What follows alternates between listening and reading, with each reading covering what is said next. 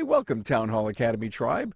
Carm Capriato here. Now, if you're new to my channel, please click on the subscribe button, then on the bell to be notified when we release great new content that you can use. And every video is released as a podcast that you can listen to mobile. Just go to remarkableresults.biz/subscribe. Enjoy the Aftermarket's original and only single subject weekly forum, the Town Hall Academy. Enjoy.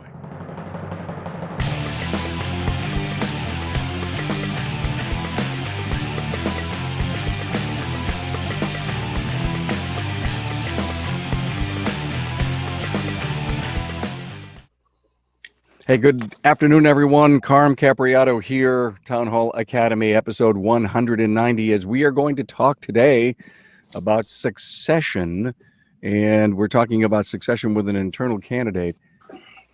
If you're a fan of the show, you know that we've been doing a lot of podcasts lately on succession.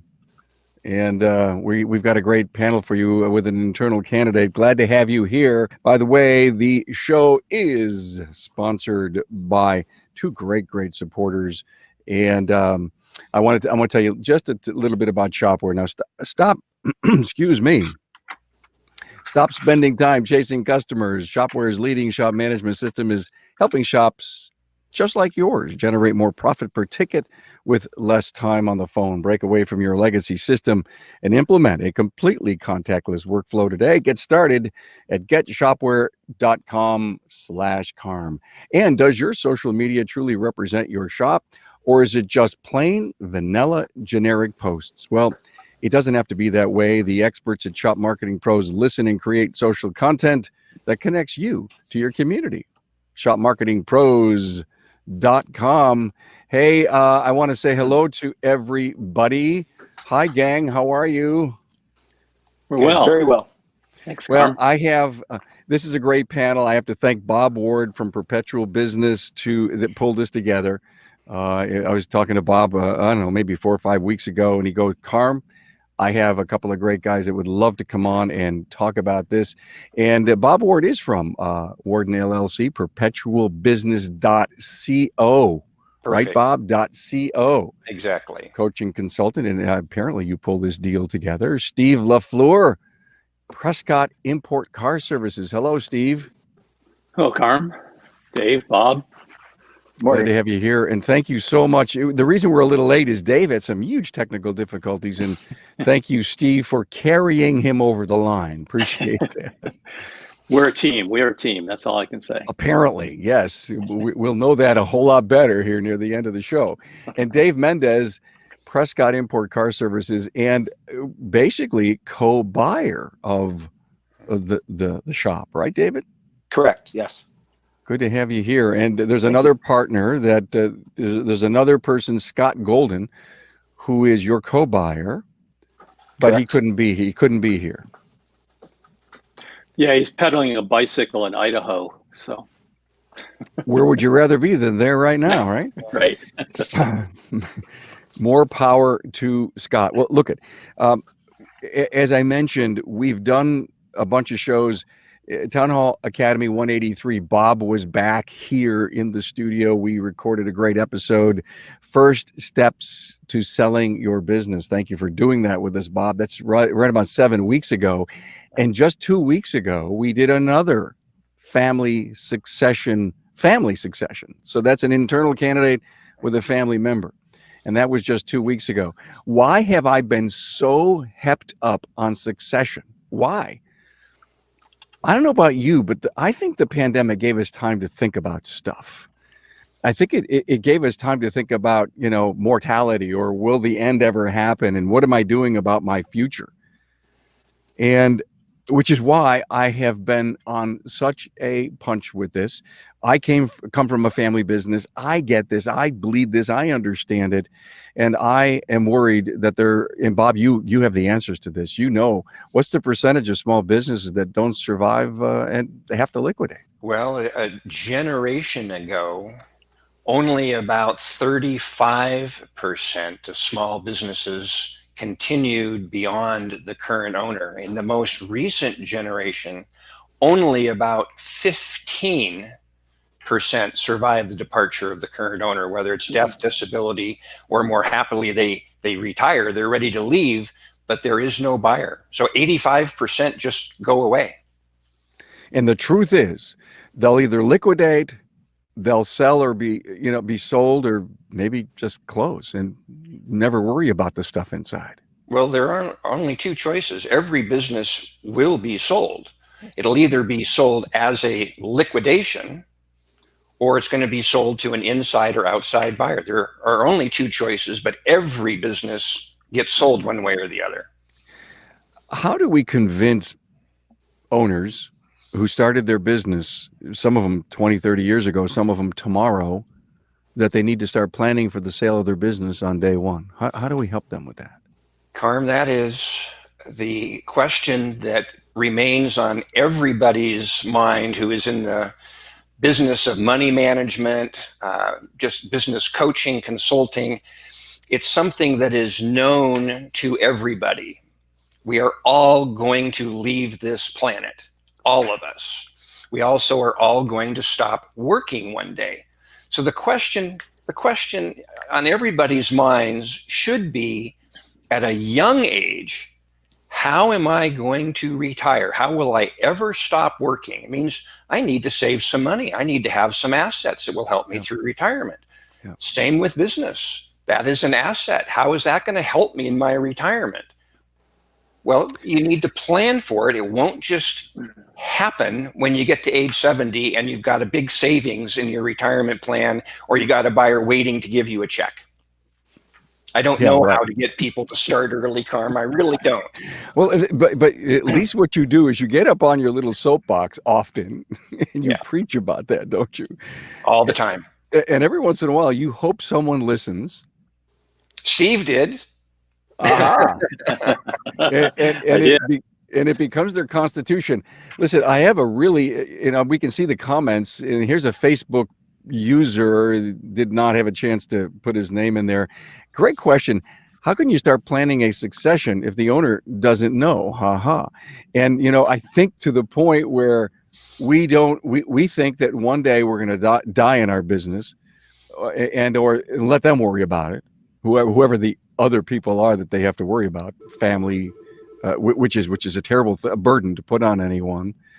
But no one thinks that they're ever going to stop doing what they're doing. It's going to go on forever.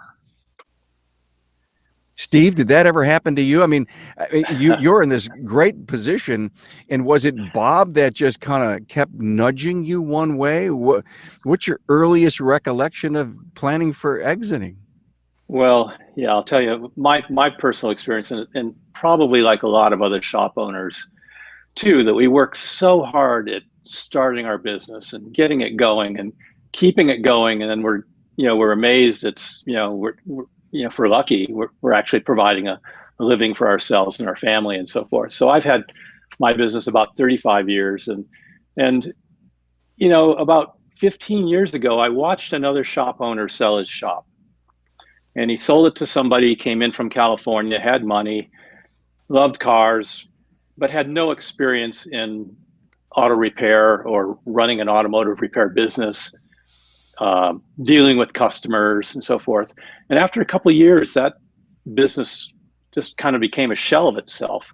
The customers were leaving, the employees were leaving. And I saw another instance where kind of the same thing happened. I said, I don't want that to happen. I've worked too hard for this. My employees have worked too hard for what we have.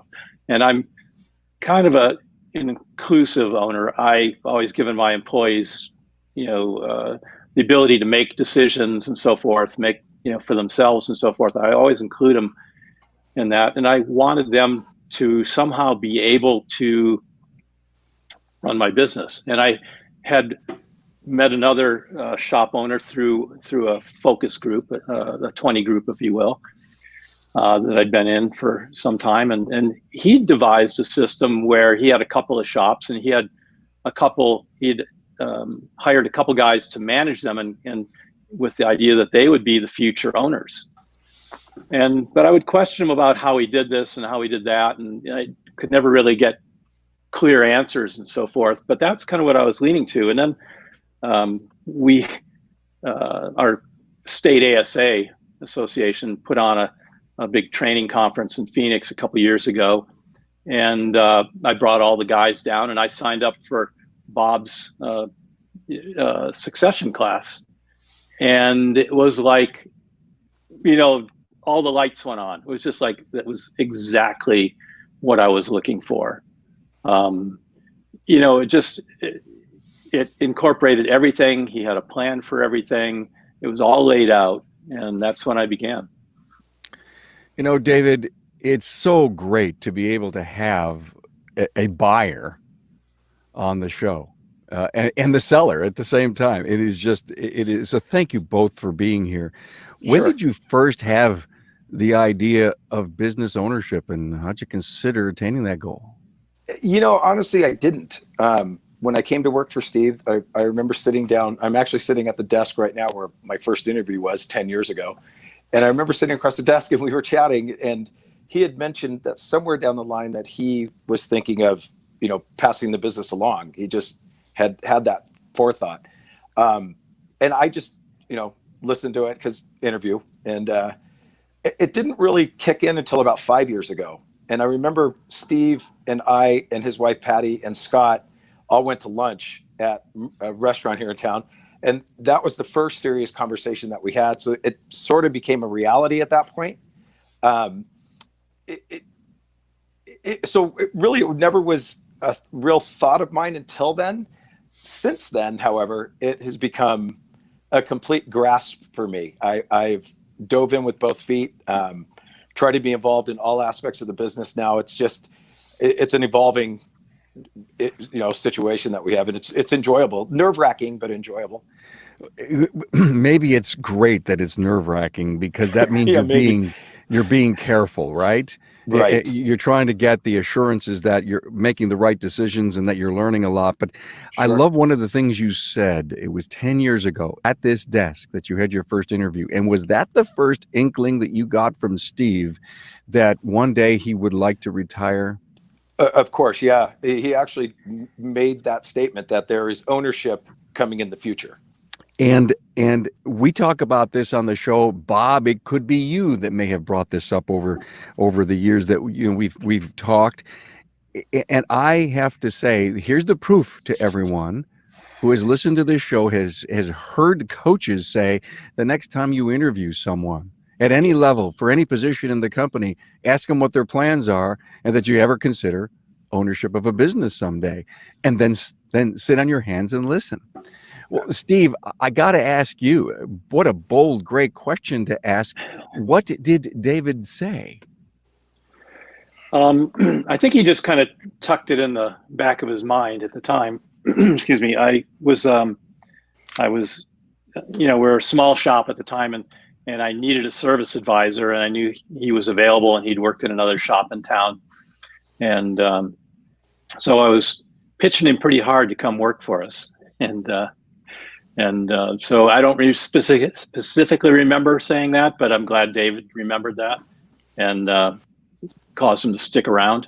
But that's kind of the beauty of it, is that when you give people the possibility of getting something more than just a weekly paycheck, then certain people will stand up and raise their hand and say, I'm in on that.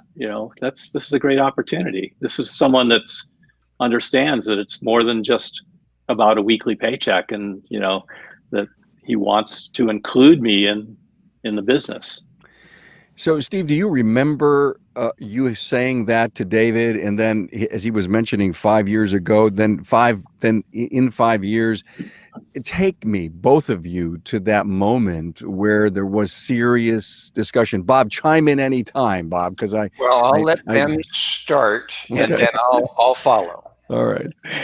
Yeah, we'll see if I remember. But I came back from taking that class with Bob, and I was just I said, this is it. What year? This is what we need to do. What year? I want to say that was July of 2017. That sounds right. Okay. Yeah, and we'd all gone down. Technicians were taking technical classes. Dave was in a service advising class or something. And anyway, so then we got everyone together, and I said, look, this is I want to embark on this. I think this is a sound, can be a sound program to give you guys ownership if you're interested. And, that's a big step, and it's also a big thing to think about. But the way Bob works it, there's 4 basic steps to begin with that you have to go through. You have to discover what the business is about. What is the business, and is it making money? What's its value, and so forth. There's a whole bunch of steps that go through. So I kind of explained that to them, and they were ready to go. So, David, your recollection? Pretty much the same thing. The lunch that I was talking about, it happened previous to Steve meeting Bob. Right. It was just kind of an impromptu kind of, let's get together and talk about things. And then it got real serious after Steve went to the session with Bob. And it has been pretty seamless at this point. Bob makes it very easy. He's always at the ready to talk if we need to talk to him. So I mentioned it was nerve-wracking, and it is, but he helps to calm those nerves and be a little more, helps us be a little more intuitive of what's going on from the day-to-day deal. Steve's a great person. I couldn't ask for a better person to be involved with in this, as well as Scott, actually. Yeah, so I'm very fortunate. Let me tie this together, Carm, and help answer some of the listeners' questions about how do I begin? I have no clue the pieces and processes. I just know that I'm going to leave one day.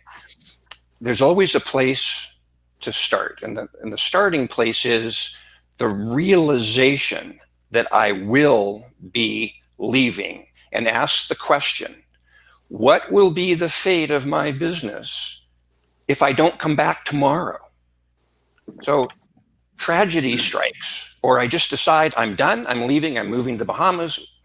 What will happen to my business?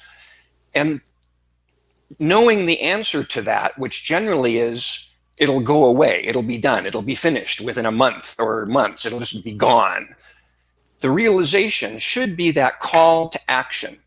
I need to now plan today first for just basic continuity in the event of tragedy. Who's going to write checks? Who's going to make decisions? How is my family and employees going to be stable while things get figured out? That's a basic business continuity plan. In the bigger picture, it's what Steve, Dave, and Scott went through. Steve realized, I need to plan now. He started thinking about it 10 years ago, and he started getting information and doing his own research and due diligence. And he did go to one of my presentations, and I laid out that it is a relatively easy task. There's nothing, super complex about it. It's just a matter of taking it one step at a time. What do we have to work with? What's it worth? How do we finance it? Put the legal details together. Those are the 4 steps. And it's a process.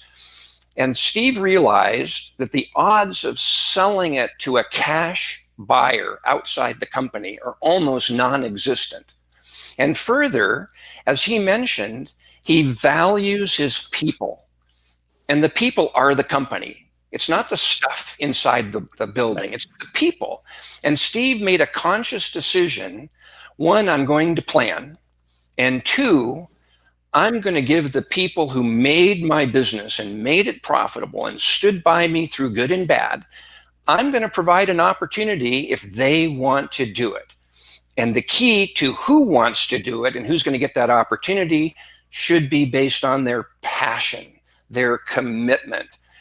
You can solve for anything, money, timing, education. You can solve for all those things. You can't make somebody be passionate and driven and committed. And Steve had Scott, master technician, who I believe has been there a little longer than Dave, and Dave's a service advisor. So we've got a great technician on production, great service advisor. They get along. They're passionate about being the owner. Everything else we can work with. And Steve just grasped that and gave them all of the tools education, authority, responsibility, coaching, mentoring, all the tools to have them grow. And when Steve said the process began in 2017, when the light bulb went on that I had a process, it took, and Steve, you can jump in just a moment, I think the process itself, from Steve saying, I want to begin, to having a signed, sealed, and delivered agreement, was 18 months. And it took effect, the actual agreement took effect in January of 2019. So we're in year 2 of a process. Am I right, Steve? Yes, that's correct. Yep. It does take a little time. And if I can jump in a little bit, like you said, the biggest challenge in doing this, even though it's laid out nicely, discovery, evaluation, financing, and details, psychologically, we all have to adjust to the reality, from going from being a technician every day to being an owner. And what do you think about? What do you do? And as from a service advisor, like, now it's not just the customer and the technicians, it's other things to think about. So it can be a little daunting, and it takes a little while to work through. But, again, time, that's why it takes a little time. And that's why there's a solid process behind it to back it up. I often use the analogy of getting married. A business partnership, buy-sell agreement, is analogous to a commitment to get married. And you don't just decide on meeting, one day we're getting married today. Some do that, but that's pretty uncommon. There's this dating process. There's this discovery process. And the ultimate goal is for everybody to feel comfortable, confident, and that drives the commitment to get married, figuratively, or sign that agreement. We're doing this because we know it's the right thing to do. We did our homework. Yep. I'm sitting here really wowed by this great discussion, and with, I think, so much great motivation. But I take the biggest thing that I'm taking from this is the passion of the people. And I do want to get back to that in a second, but I want to give a high five again to our great supporters of the show. Hey, does your social media truly represent your shop, or is it just plain vanilla generic posting? Well, it doesn't have to be that way. The experts at Shop Marketing Pros listen to you intently, and then they create social content that connects you to your community. And our great friends at Shopware, you got to wow your customers today. WOW, wow them. And keep your distance at the same time. Even while staying 6 feet apart, Shopware's innovative technology will help you move cars through safely and efficiently. Completely digital workflow allows customers to review, approve, and pay for repairs all in one place. Request a demo at getshopware.com. Hey, you said, David, a few moments ago, it was nerve-wracking. And can you help me understand, was it the gutsy decision that you knew you had to make? Was it family? Was it wife? What was the nerve-wracking part, if you care to share? It was just the thought of being an owner, because for me, being a service advisor, I feel responsible for the entire business anyway, from top to bottom. I mean, I feel responsible for Steve and his family, the technicians and their family. So it was just the thought of having my title change from service advisor to owner, which I've since come to grips with. Was kind of a awe feeling. Was it part of a risk that you knew you were taking? Not really for us, because of the way Bob has set this up. So it wasn't that wasn't it. That part of it is like I said, seamless. It's very easy to comprehend and deal with. It's just now feeling more responsible, I guess, for the business and the people that are inside the building with us. Hey, David, explain a little bit to the audience how you and Scott communicated with each other as you worked through the process, how you considered sharing responsibilities, how you would work together, any challenges that you had, and maybe even touch a little bit on how the wives interacted between you and Scott as you're dating each other with Steve in that metaphor of a family. Right. Just explain the personal dynamics a little bit. You know, for myself, and I hope Scott feels the same way, I am the most fortunate person to have Scott as a future business partner. He just is so balanced, very thought-provoking. He doesn't do anything on the fly, where I am the antithesis of that. I am fiery and brazen. So we meld together pretty well. We bounce off together pretty well. He's very numbers oriented, as am I. So we get along in that aspect. We put pen to paper and we see things in black and white, and it makes it easy for us to deal with it. As far as the wives, they were on board from the go. I can speak for my wife, Rissa, and I think for Robin, Scott's wife, that they're very excited about what the future holds for us. They're completely on board, completely supportive. And again, it's just been a kind of a seamless transition. Scott and I, we're friends, best of friends before we're anything else. So I think that made it a lot easier. Yeah. Bob, how many do you see inside of these succession plans that two candidates are chosen? It's running in my practice, and I work nationally and now in Canada too. It's about 1 in 5, 1 in 4, roughly. And blessedly, they are relationships that are like Dave and Scott. You know, people will not go through this. I mean, they won't even start if there isn't a basic level of comfort and confidence. And then you do step 1, and do we still have comfort and confidence, or maybe even more so? Because things will only continue, sort of, again, back to dating. You only keep dating and getting more serious and closer to marriage if it feels right. If it doesn't feel right, it stops. So I've never done more than 2 buyers, but I was going to say, blessedly, they've all worked, and they've all been relationships like Dave and Scott, where they've been working together for a number of years. They like each other, respect each other, and they're mutually committed.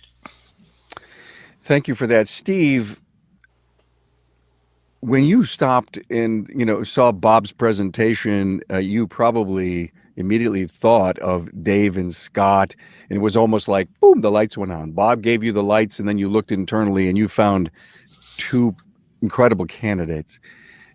Can you give us advice to a shop owner who's about ready to have his lights go off and realize he needs to do something like this? How would he start filtering through the people that he has and think about them? Is it your thoughts, then your approach?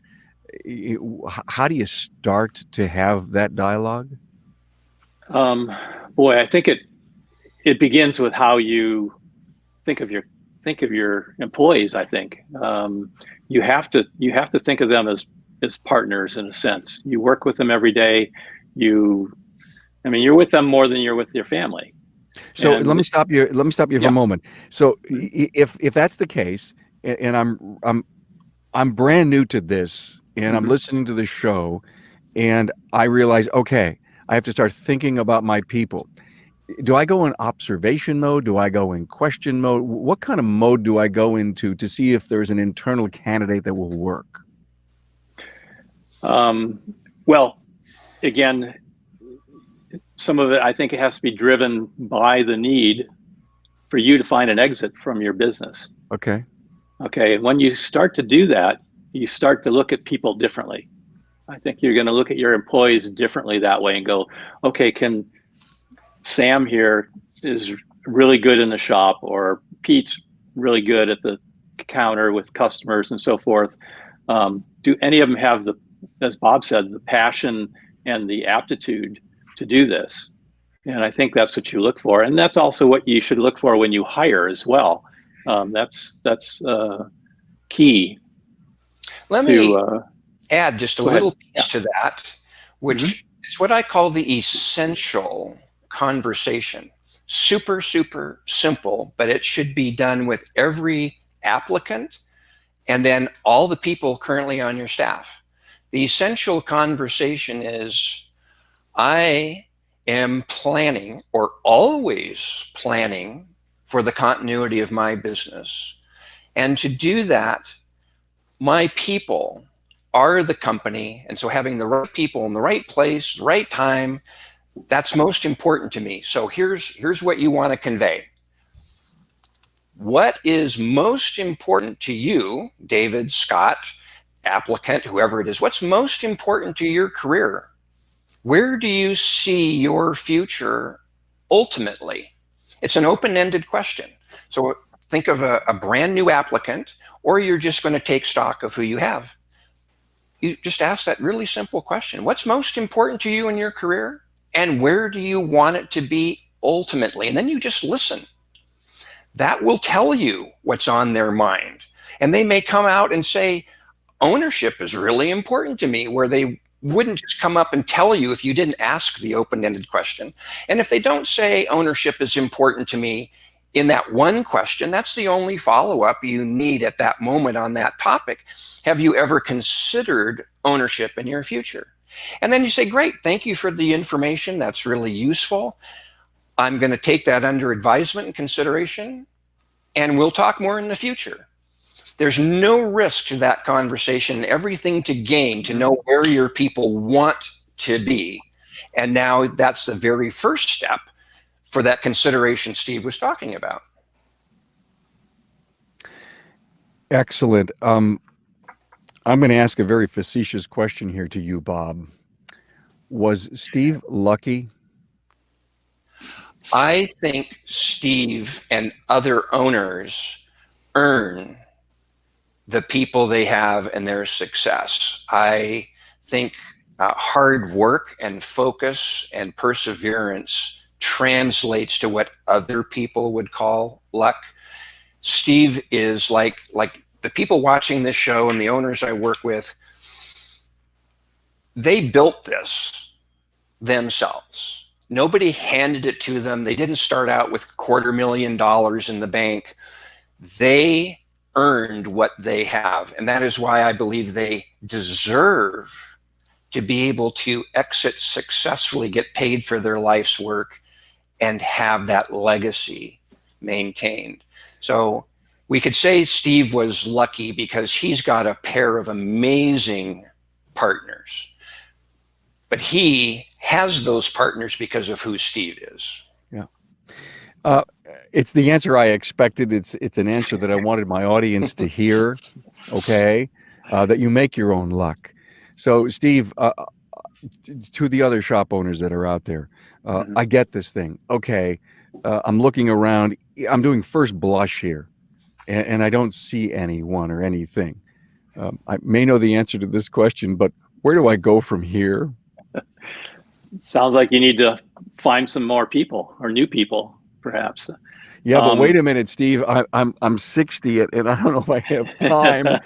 and oh my God, what do I do? Can I actually sell this to an outside candidate? Is that an option? Obviously, it's an option, right? Yeah, it's an option. You know, the thing about the outside candidate, as I was saying, is the reason I didn't want to go that way is because not only are your employees important to you, but so are your customers. And the outside person has no knowledge of your shop culture, your culture, how you relate to your customers, how you relate to your employees and so forth. That means nothing to them. You're just numbers. And that's very valuable in a small business.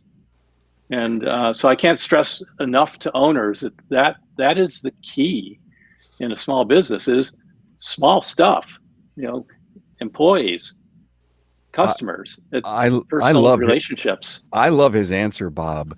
I mean, Steve is saying, I'm selfish. I don't want my people to change or get hurt. I want my clients to be as happy as possible. I've built all this and I don't want it to go away. Right. But it requires that planning. And the earlier you do the planning, the more success you're going to have in getting it done right. So I want to add one little piece that maybe didn't get answered there. If you please. don't have somebody, nobody says I want to be an owner, or you realize nobody has the aptitude, or they don't have the drive, well, then you do need to go find somebody. Yeah. And if your ad contains the sentence, ownership potential, just has to have that possibility of ownership. You could be advertising for a technician, a service advisor, a manager, a controller, any position. And if in the ad it says possibility of ownership, that's absolutely 100% true. You're going to be selling the business one day. Someone else is going to be the owner.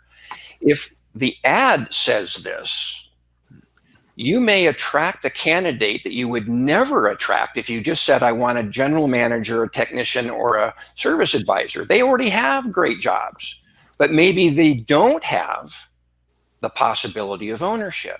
So that should always be discussed. And then to Steve's point, you just don't want to bring somebody from the outside and 3 months later start on a sale process, but you would bring them in to fill a needed position with the discussion up front that there is an ownership possibility, provided everything else is working out. And maybe that serious discussion wouldn't begin for a year or two after that person has proven themselves. But the owners need to know you must start planning if you're going to successfully exit your business and be one of the 15% that it works and not the 85% that just shuts it down. Wow, the pandemic, I think, has really brought every proven base case of the advice that our coaches in our industry and owners in our industry have been preaching over and over again, right? You've got to have cloud-based, you got to have a DVI, you've got to have great culture. I mean, go down the list of how, if all of that was in place, how the businesses has survived during this 7 month, pandemic, and all the different states and all the different requirements that are going on. And I look at Succession having been in this. Hello, it might be too late. It's like, whoa, you kept pushing it off and pushing it off and pushing it off. And we know what the average age of our owners and our technicians are in this industry. And I think we're coming upon a very interesting crisis of what do we do now for the shop owners that have 1, 2, 3 places. I mean, they're just saying, whoa, this is great.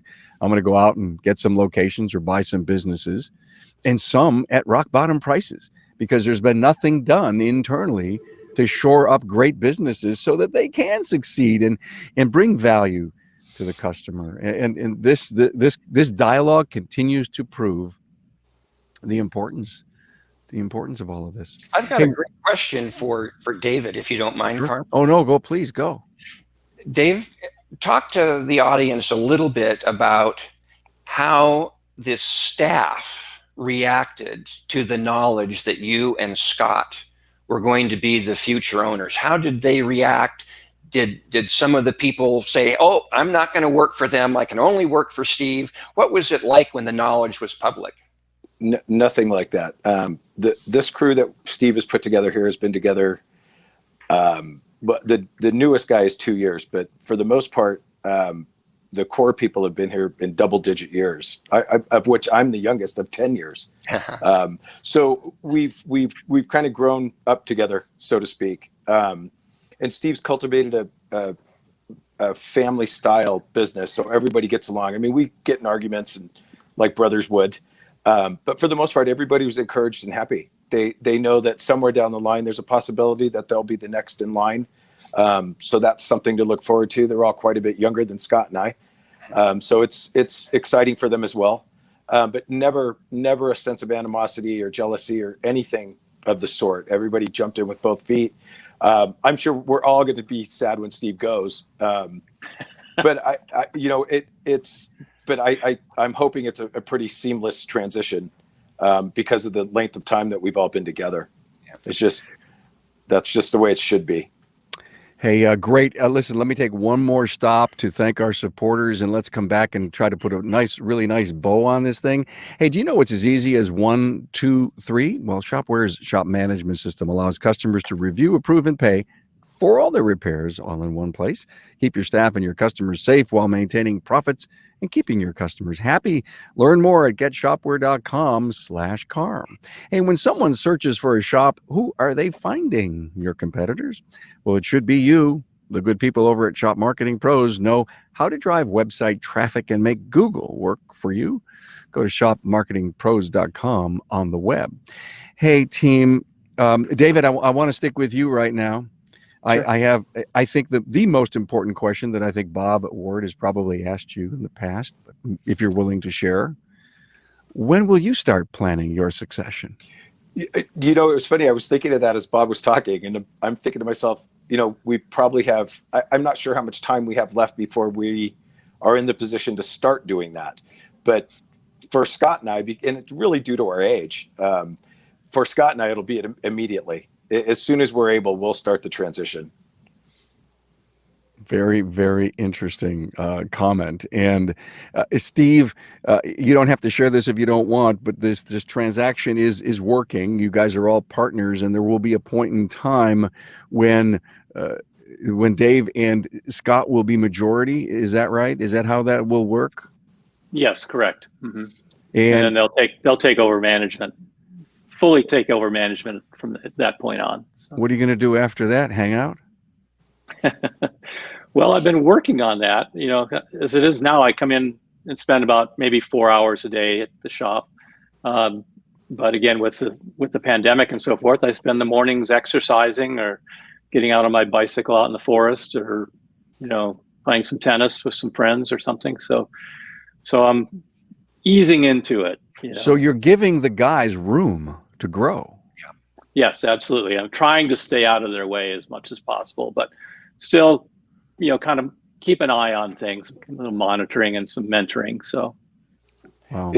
If I could, Steve has been really good about giving us free reign to make decisions regarding the business for the most part. I mean, we always consult him, obviously, but he's given Scott and I the ability to make business decisions on the fly as we need to, which is really preparing us to become owners.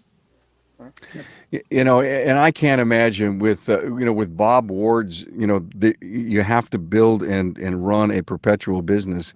Bob and Steve, were you a believer of that before you met Bob, or did Bob's teachings and eventually you hired him to help you with this transaction? What can you tell the rest of the audience about that? Well, I was aware certainly that there's a lot of employee-owned businesses out there, in general, if you want to call it that. And so this is just a way of doing that, not so that every employee is an owner per se, but every employee has the ability to become an owner if they so wish. So I think it's an important thing going forward for any business.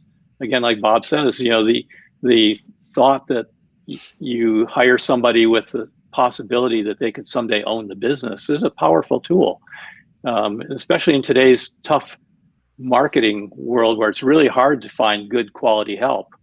That's a big incentive. Good for that. Hey, look, I want to put a bow on this thing, and I want to go around the room. Bob, just so that everyone can get in touch with you, I put the .co at the end of that name there. You see that? perpetualbusiness.co. Bob, be more than happy to, I'm sure, chat with you and help you figure out what your succession will be. This was great. We've done a whole bunch of shows now recently on this. I so thank David for coming on, as an internal candidate. Deal done, right, David? You're just working out the details. You're building equity, making profits, right? Just dotting the I's and crossing the T's at this point, I guess, huh? Good for you. Any final words? Give me some advice to the people that are listening that could be in your shoes one day. If you get the chance, take the chance. It's worth it. You do all your research, talk to Bob, use him as a resource tool, but jump in and do it. It's very exciting. Like I said, a little nerve-wracking, but looking forward to the future very much. And then ask the owner that you're working for, hey, let's go to lunch. Have you ever thought, what are your plans? Do you consider me? And I mean, somewhere along the line, the ice has to be broken. That's right. I mean, it's up to you. If that's what you're striving for, go get it.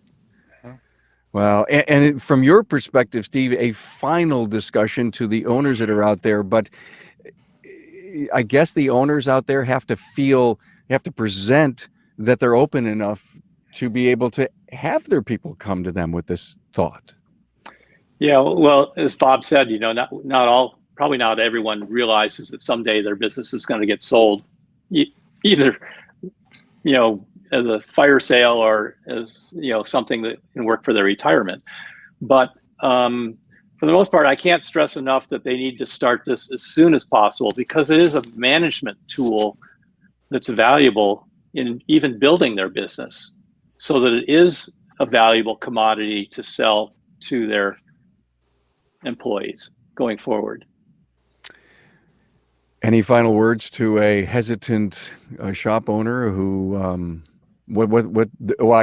know their first step, contact Bob at perpetualbusiness.co. That would be their first step. Yeah, I would say, yes. But wouldn't you think that it's the wife, it's the rest of the family? I mean, don't you think that there's, some almost non-business discussion that has to happen? Can I and should I retire? And do I want to slow down and all that stuff?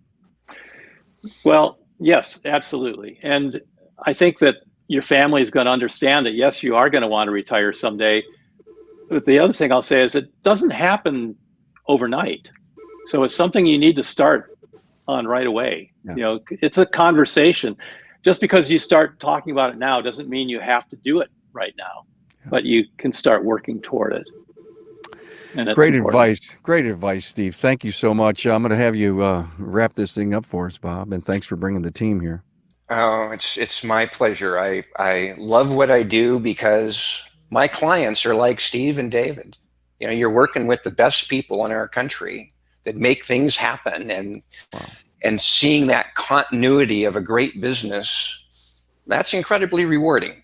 Now, let me give this last piece of advice that dovetails with something Steve said about people and the possibility of ownership and how that makes the opportunity available. The people, once again, the people are the business. Anybody can go buy a lift and some parts inventory anytime they want. That doesn't make you any money. The people make the money. They make the business, which means the people are your most important asset, but you must do something about that knowledge. I have a philosophy that business owners want to have, and I'm going to say they must have, an ownership culture in their entire company and build their company around the people as if all the people, everybody, was an owner in practice, if not actual fact, so that everybody is treated as a partner with knowledge of where the business is going, the tools to get there, the information to know if we're making the progress, so that the whole company is being built as a partnership. There will ultimately be owners in fact, like Scott and David. They're the new owners. But if everybody else feels valued like a partner, you've really got something of value while you are owning your business. You're making more money, your turnover's gone down, and you're developing your future owners today. So I want to close with my favorite quote from Harvey Firestone. My favorite quote. It is the growth and development of people that is the highest calling of leadership. The highest calling of leadership. Back to you, Carm.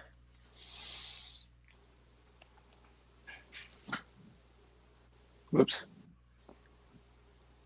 I think you got muted, Carm. Yep. Carm, you got yourself muted.